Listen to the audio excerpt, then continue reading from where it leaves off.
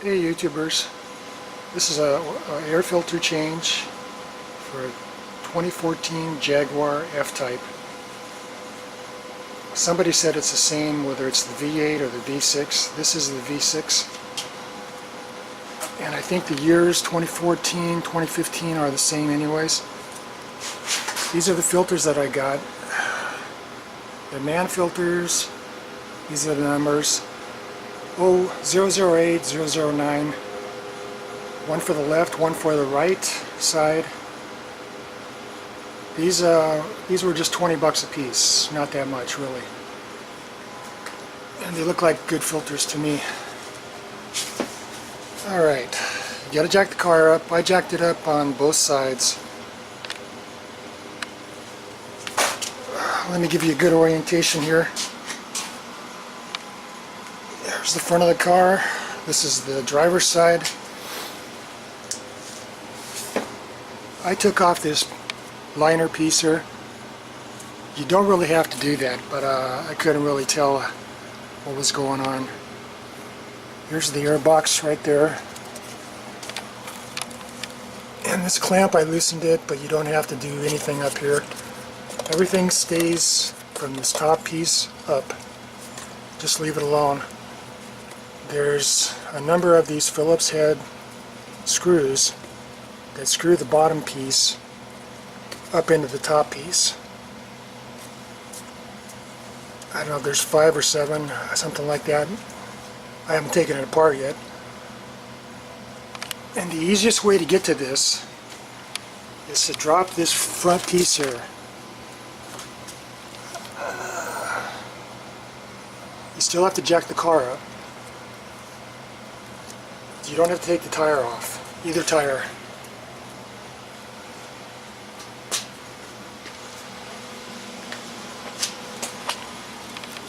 And there's one guy that says he just took this off part ways and bent this piece there down enough to get in there, but it just seemed like a bad idea to me. You know, you got to do both sides, so just take the whole thing off. It makes it a lot easier, and then you don't have to worry about cracking any of the plastic or messing anything up.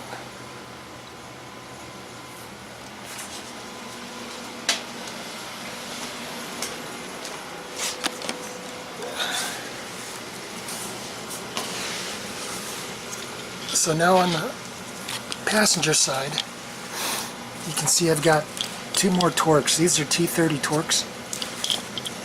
One there and one there.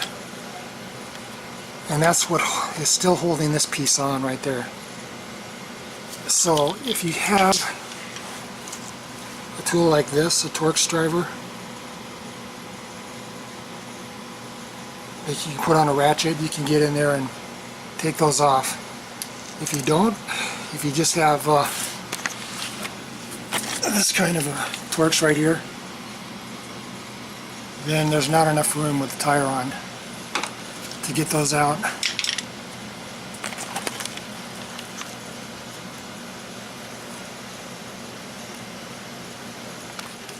Alright, here's a look underneath the car. First of all, you have to take this band off right there. This connects the whole piece here. This is about as far away as I can get. It's pretty close. So you can see there's a screw right there, and there, and there, and there. And on this side here, there's just one, which is over there. I took it out already.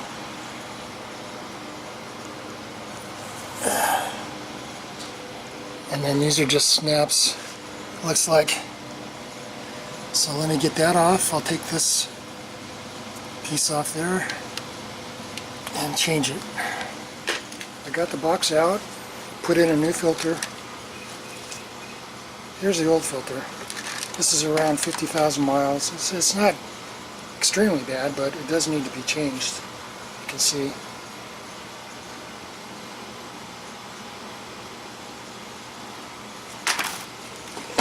And the reason you have to have 2 different ones is because this is the one for the right side. And you can see it will not fit shape is exactly backwards. And the way you get this box off, this clamp is loosened, and then this thing here goes inside of the rubber hose.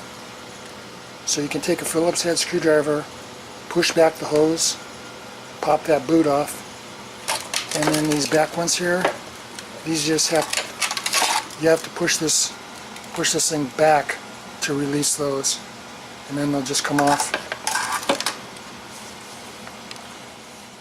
Alright, the filter's in. This is all installed back together. It was really a pain in the ass because there's the boot on the other side there gets in the way of locking these three swivel locks here. It's hard to get the back one there because of the boot, get it in the right spot. So it takes quite a bit of maneuvering to get that correctly attached right there, to get all three of those to where they're holding like they should be, and then you can push this the rest of it up and screw it up in there, and then tighten the clamp. That's pretty much it. The other side's going to be the same, I'm sure. And as far as this piece here, I think that this is the easiest way to go, because this gives you good access to both sides. You don't have to bend anything and try to break something or possibly break anything. You've got a number of T30 Torx around the front here that hold it in. Plus there's some 8mm small bolts.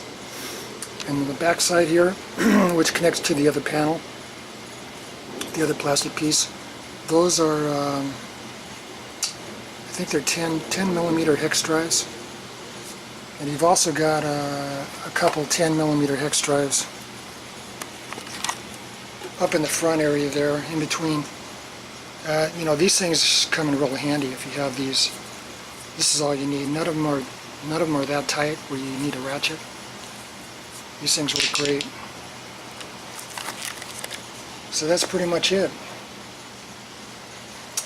If you try this, it's definitely doable, but you're going to have patience.